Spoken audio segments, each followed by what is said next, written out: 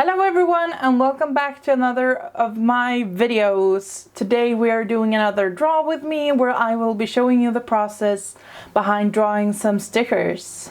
And I will actually be offering these as a free download via my Patreon, as you can find in the links below, and download them and use them in your GoodNotes digitally, or maybe print them and use them traditionally in a journal or whatever. And maybe you'll have fun. Okay, let's get started with the draw with me and look how my process, see how my process looks like for a sticker sheet kind of drawing of like lots of little cute things. Okay, so I actually made the sketch for this the night before, I think. I can kind of feel a bit insecure sketching, or like getting ideas while filming, so I like sometimes having the ideas before I start filming. So here I'm drawing this little flower character guy with some cute bangs and a flower like headpiece, and yeah, it's very cute. It's a cute little guy. I love drawing these eyes right now, like just kind of far apart and just little dots, and also these lines on the flower petals are like my thing now. I love them so much. Either 2 or 1 per petal are like my go-to thing for these kind of classic flowers. I'm giving this little character a striped shirt and some legs. And then I'm moving on to the house. I actually love this house. This is my favorite part of this drawing. I love how it turned out. I love the colors of it in the end, and just I love how the perspective is kind of off. I always love that in drawings. It's just such a fun thing to experiment with, not drawing things the way they would look, but rather the way you want to draw them. Like this wonky window. And then there's a door and a roof. And I wanted to make the roof kind of scalloped and cute, so I gave it that like edge. And then I actually, for this, I made a new layer for these details, because it actually makes it a lot easier when you're filling in the color later. So anything that, instead of like having to fill in each one of these like little fields of scallops, I can just fill in the entire ceiling, or roof rather, at a time, which is really nice. I love the like combination of the little angry cloud and the oh happy day speech bubble, but you know what it's like sometimes when you're grumpy and you have to pretend that you're not. This watering can is also my favorite, actually. I have many favorites in this drawing maybe.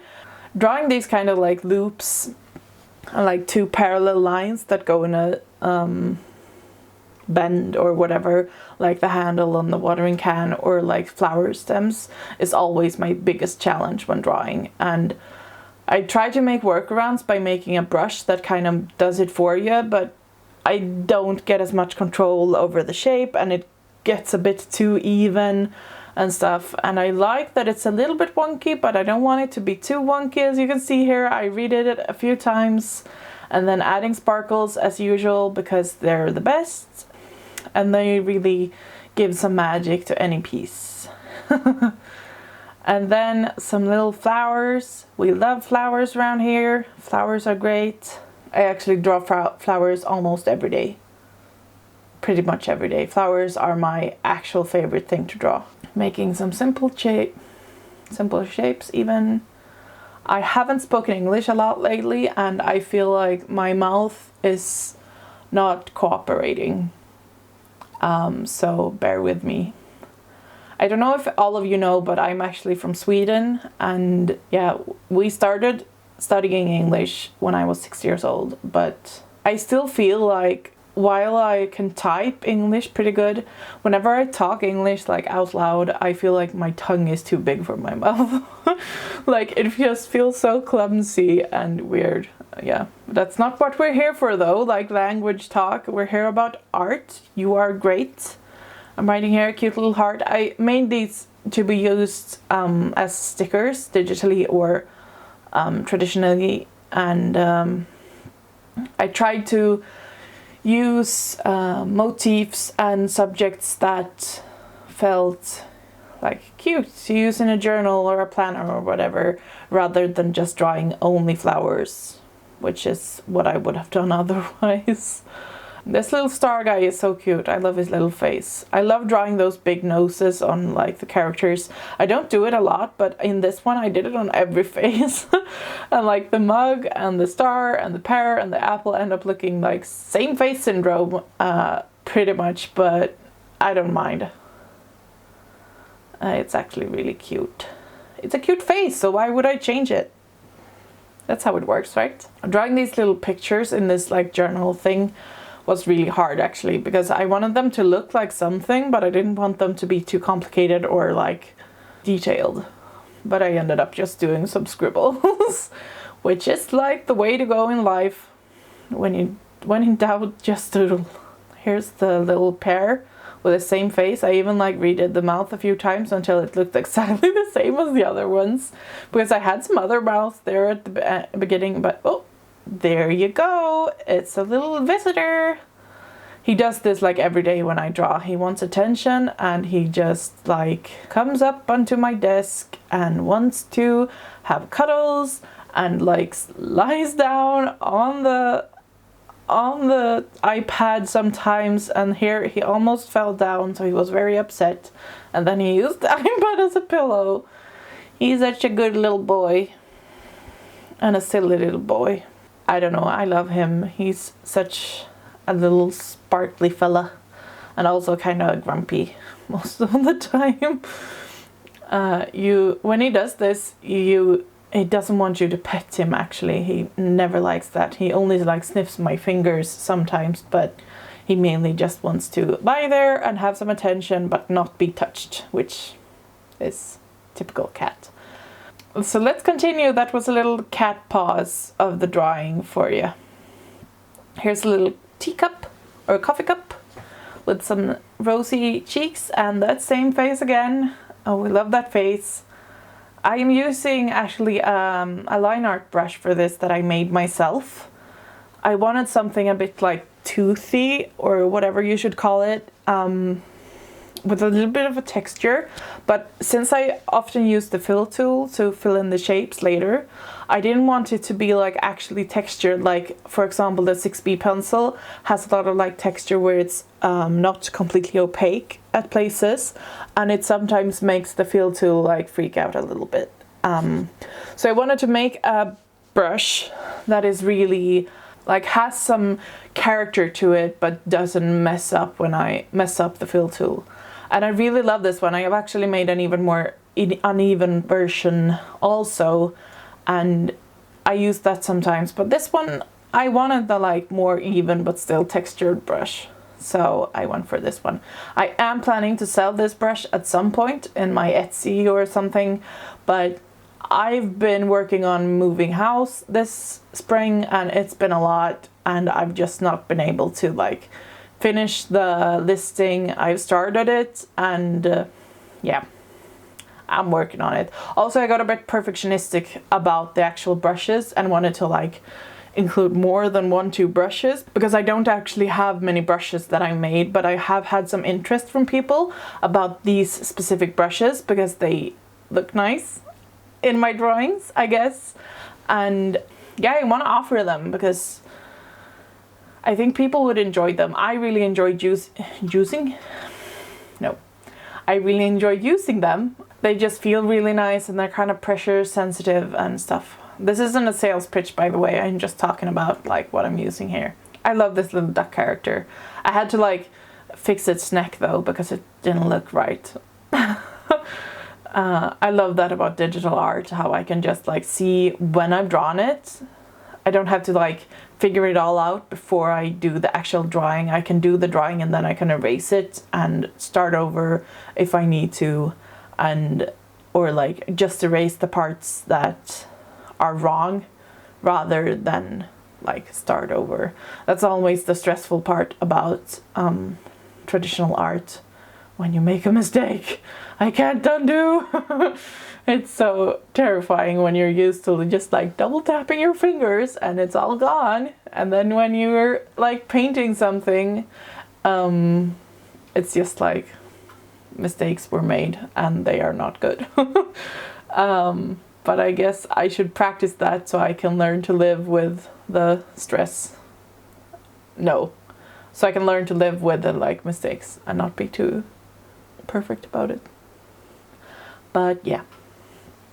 Here I'm making a keyboard because I wanted to draw a computer. I usually just draw like animals and flowers, and I wanted to draw something different for like a sticker of what you've done in a day. And a lot of us spend a lot of time in front of our computers. I guess some people don't actually have computers anymore since we have like phones that do everything. But I spend a lot of time in front of my computer doing like edits of drawings and editing this video and just like watching YouTube videos. So I wanted to draw a computer. These like programs that I've drawn are just great, or like websites or whatever they are.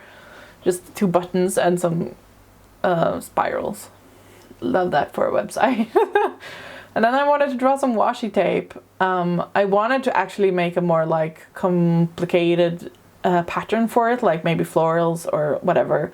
But I ended up just making a grid pattern because I was getting like tired and wanted to finish this drawing, which is something that actually affects the style of my drawings a lot, which is that I lose interest in a piece if I've drawn it for too long. If I've worked on it for too long. Like, I hear people who are like, oh, this piece took me 30 hours or whatever, and I'm like, but after 2 hours I can't do it anymore. Because I just lose interest so much and I want to finish it and I want to just move on. And that's just the way I am. Take it or leave it. Basically, I'm a very impatient person and it really affects my art. I don't think it affects it in a bad way necessarily, but like, of course I could maybe make some better pieces if I gave it the proper amount of time. But I also make a lot of pieces because I'm like, make them quickly. And that means I can improve and like try new things at a rate that I enjoy. Yeah. Okay, I've actually been talking about this and not talking about what I'm actually drawing. And I've started an important step here, which is when I fill in the colors.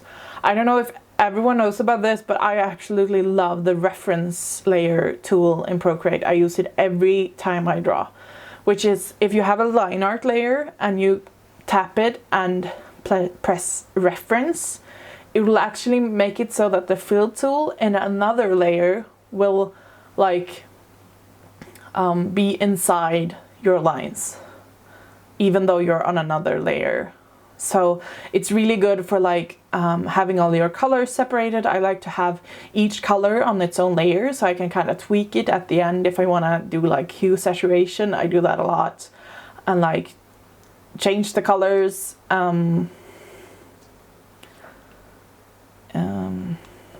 Sorry, I got freaked out. Oh, look at that. Who's back? Look who's back. I started almost saying there, but I stopped it. This is my little kitty. He's sleeping by the iPad again, or not sleeping. He just wants attention. And as you can see on my face, like reflection in the iPad, I'm just like staring at him because he doesn't want pets actually. He just wants like me to look at him, which is normal. And then he got mad because I was just sitting there. He's an interesting boy, this one. Yeah, back to drawing. I really like how this house turned out, as I said before. I like the like kind of beige, cream colored house and the red roof with the little scallops and a little green bush in front of it. And I think it also works really well together with the sun behind it, or like above it. Even though they're kind of 2 different stickers, I think they really look cute next to each other. The color drop is so good as well. And that you can easily change the tolerance is something I love with Procreate. Yeah, the tolerance tool basically, or like the tolerance of the fill tool, that you can adjust that so easily in Procreate is something I love so much. Like you can just, like, if you drag the color from up in the right corner, and then you drop it where you want it, and then you drag from left to right, you adjust how sensitive the fill tool is to like little gaps and stuff like that, and how much it fills in. So that's really good. I made this watering can blue here, but it won't be blue in the end. I don't like that blue on it at all. I don't like the blue on the teapot or the cloud. I don't know what I was thinking, but my color like workflow is very much based on adjustments towards the end. Like I never do color mock-ups at the start where I decide on each color, and I never do like planning with palettes. I have some palettes. I have some color palettes that I made, like that one that you can see right there, but I like use them and then I switch. Then I change the colors anyway. So it's like I use them, but I don't religiously use them, and like depend on the color palette to have the strength enough to like carry the entire piece. I trust my eye more than my color palette.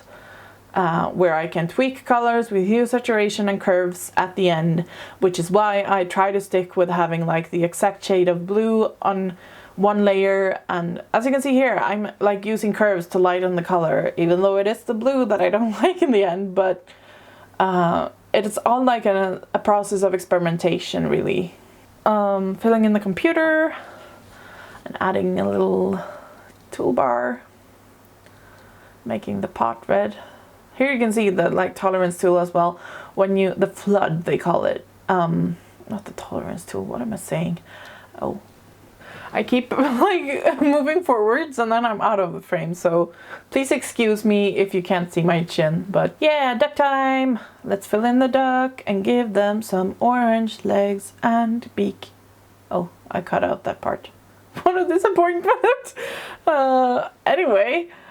I also like had some decision anxiety about the actual line art color. I used to always use a kind of reddish brown for the line art color, but lately I've been really enjoying a kind of dark blue and even black, which is wild. It's not actually. As you can see, something I do a lot is actually zooming out like a lot, so I can see the entire piece at a time. At a glance, easier. I think I should maybe use the I think it's the reference window that you can have in Procreate, where you can actually have a small window open with your entire piece visible at all times. And maybe I should use that instead, but I just end up doing this. Like, I think it's in my muscle memory to just zoom in, zoom out, zoom in, zoom out. But it does make for kind of annoying footage, I guess, maybe. But you're just gonna have to live with it. Tweaking some colors, some more with some hue saturation and some curves. I think that comes from my like background in photography, because when I was a teenager and like in my 20s a lot, I spent a lot more time doing photography than I did drawing. I didn't draw barely anything during my like almost until I was maybe 27, and I'm 30 now, and just like I just did photography and like edited photographs and did like cool double exposure edits and stuff. So I spent a lot of time with curves and hue saturation to kind of get the colors the way I wanted, because I had a picture and I wanted the picture to change. So that's like the process I'm more used to, rather than picking out the colors at the beginning, because that's not really possible with a photograph. Well, it kind of is, but not really in the same way as drawing.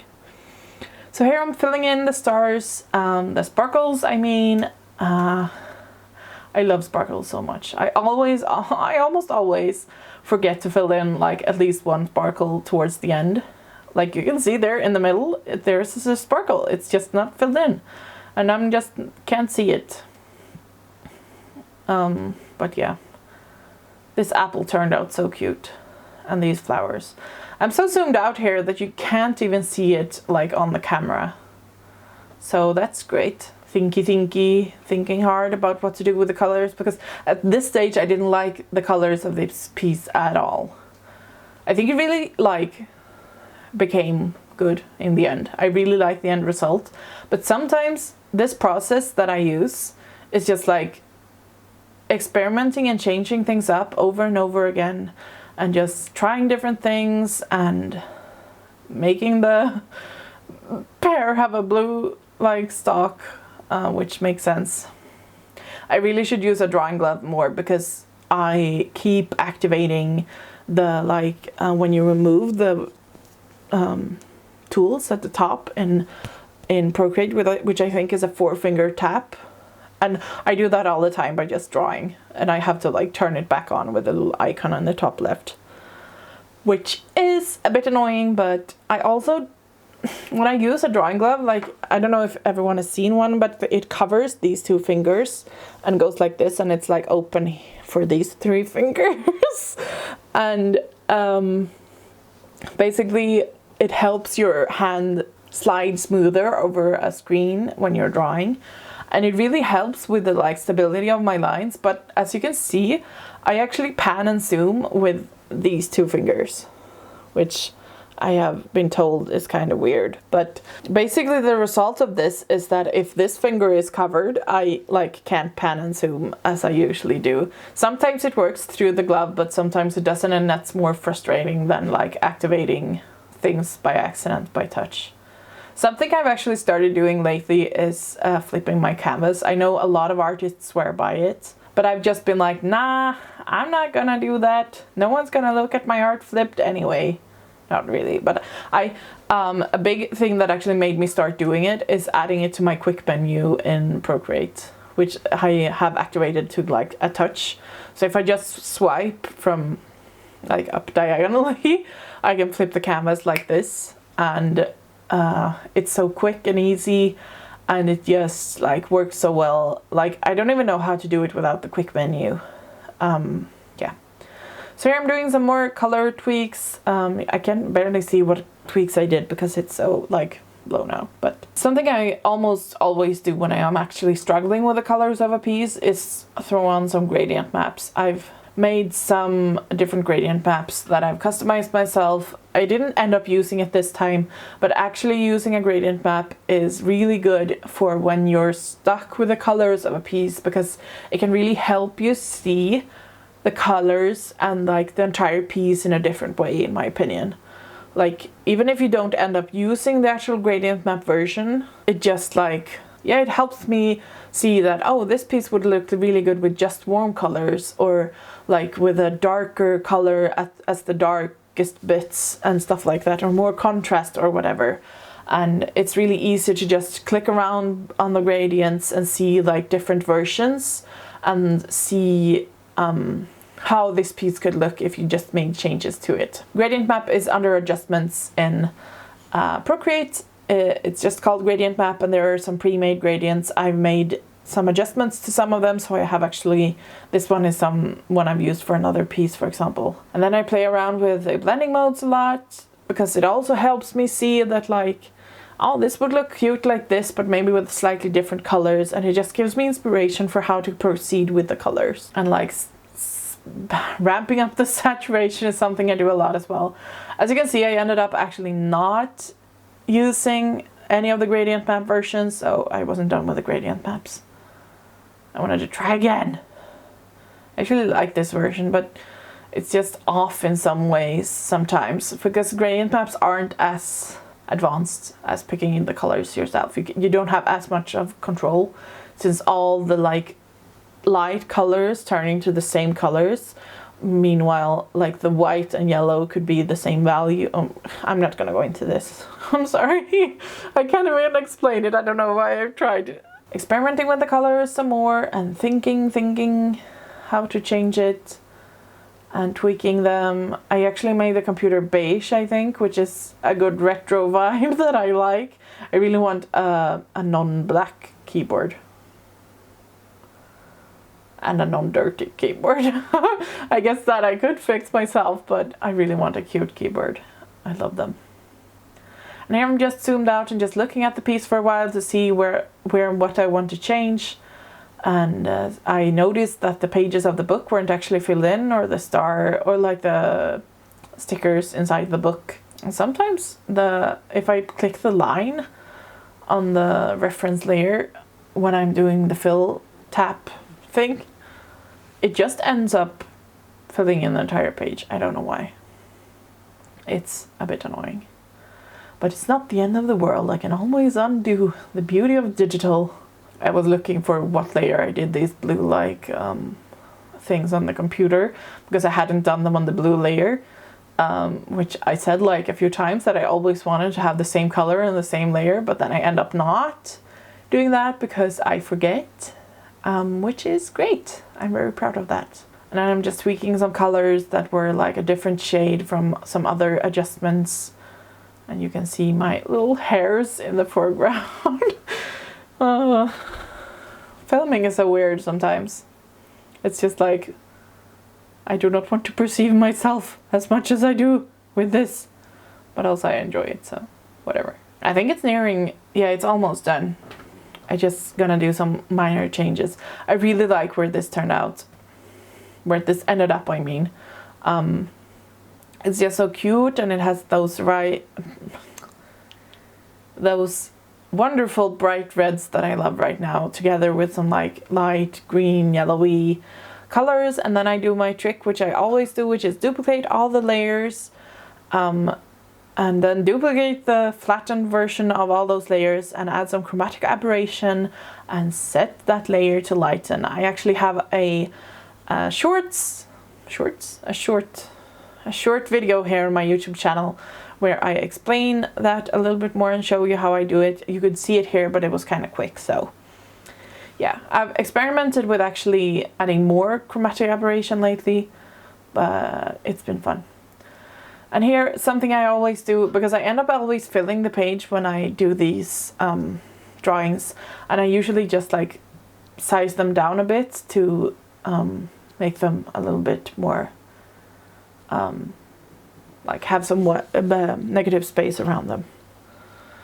And then just tweaking the textures on top and making them a bit like lower opacity. Zooming out, zooming in. What am I gonna do now? Oh yeah, I noticed that the text got really messed up by the chromatic aberration, so I just filled it in with some black pen. And then it's almost done. It's done. Here is the finished piece. As you can see, it turned out very cute. I love the colors. I love that little duck and the computer and the journal and the watering can and the house. We love the house. In this house, we love houses. Wow, this is really being shown for a long time. I'm great at editing. And here are some pans across the page, and you can see the lovely texture that I'm using at this moment, or at this like time in my life, in this era, which is a really nice like grainy texture rather than just like a paper texture. It's more like grainy. And I really like how this turned out. It's just so nice. So nice. And actually I have something great to tell you about this piece, which is that you can download these stickers for free and use them in your journals, in your digital journals, and just have fun with them. And yeah, it'll be lovely. If you use them, please use the hashtag by Jessica Elena stickers so I can see them. If you do like a journaling spread or you print them and stick them on something, and you can download them on my Patreon as a free PNG file, and that'll be great. I love that. I'm really excited to be offering something for free like this, so you can use my stuff. And yeah, I had fun drawing this. I had really fun. I had fun filming this. I always get so like excited when I do these filming sessions. I really want to make more videos. I know I've said that before, but life comes in the way, you know. But I've really been trying to like focus on how to make video making simpler for myself in like every way I can, and make it more accessible to me and like easier to do and quicker to do. And I'm working on it, and yeah, it'll be fun.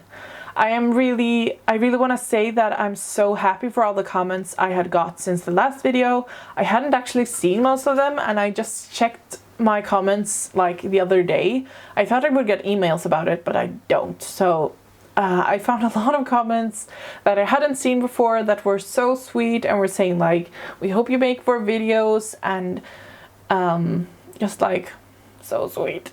It made me so happy and excited to make videos. So yeah, thank you for watching, and I'll see you again next time.